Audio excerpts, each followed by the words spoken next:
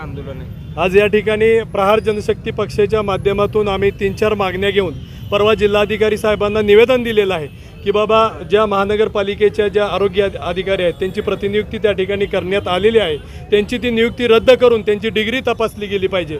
जे सोलापूरकरांच्या आरोग्याशी सध्या खेळ चालू आहे, सोलापूरकरांच्या जे वाऱ्यावर सोडण्याचं काम पालकमंत्री करत आहेत, आरोग्यमंत्री करत आहेत, त्यांचं ते ज्याप्रमाणे प्रशासन त्या ठिकाणी महानगरपालिका आयुक्त असतील ते त्यांना झाकण्याचं काम करत आहेत, तर प्रहारच्या माध्यमातून आम्ही त्यांची जी नियुक्ती आहे ती रद्द करावी आणि त्या क्वालिटीचा, त्या ताकदीचा त्या ठिकाणी ते डिग्री असणारा अधिकारी त्या ठिकाणी आणावा, अशी आमची प्रमुख मागणी आहे। दुसरी मागणी आहे, मराठा आणि मुस्लिम समाजाचं जे आरक्षण आहे, सध्या मनोजदादा जरांगे पाटील ज्या पद्धतीने आरक्षणाची मागणी करत आहेत, आपण पाहता महाराष्ट्रात सध्या अराजकता माजलेली आहेत। जे वरिष्ठ नेते मंडळ आहेत, समाजात जातीत त्या ठिकाणी तेढ निर्माण करून स्वतःची पोळी भाजण्याचं काम करत आहेत, परंतु प्रहार जनशक्ती पक्षाच्या माध्यमातून आपण पाहिलं असेल की आमचे सर्वेसर्वा बच्चूभाऊ यांनी सांगितलं की बाबा ओबीसी हाच मराठा आहे आणि मराठा हाच ओबीसी आहे, तर अशा प्रकारचं या मुस्लिम आणि मराठ्यांना सुद्धा आरक्षण मिळालं पाहिजे अशी आमची मागणी आहे। त्याही पुढे जाऊन जे लक्ष्मी विष्णूचे जे कामगार आहेत, गेल्या 28 वर्षापासून त्यांचा जो लढा चालू आहे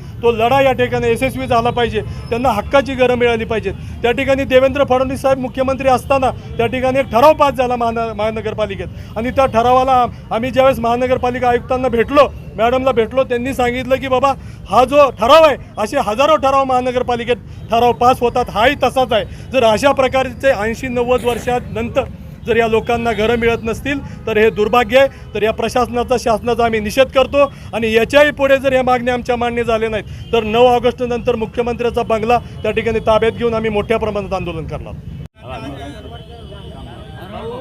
आज मोर्चा काढलेला आहे, कसा होता मोर्चा, मोठं स्वरूप काय?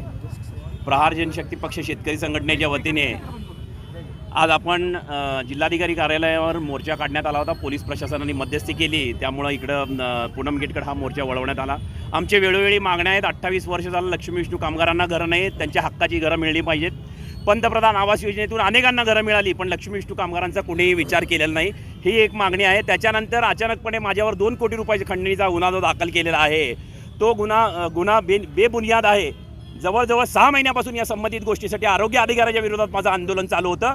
त्या ठिकाणी राखी माने येऊन बसली, ती त्यांची म्हणजे त्यात माझा काही दोष नाही आहे। मी त्या खुर्चीच्या विरोधात आंदोलन करत होतो, बायोमेडिकल वेस्टेज एस कंपनीच्या विरोधात आंदोलन करत होतो।